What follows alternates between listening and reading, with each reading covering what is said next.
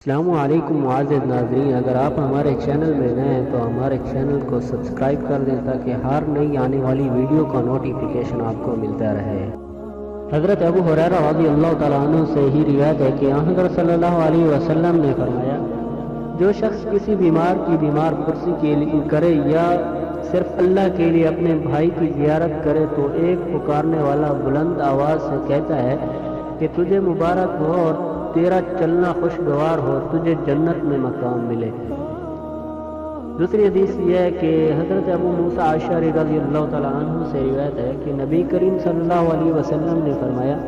نیک ساتھی اور برے ساتھی کی مثال اس طرح ہے جیسے کستوری والا اور آگ کی بٹھی دھونکنے والا۔ کستوری والا یا تو تجھے عطیہ دے دے گا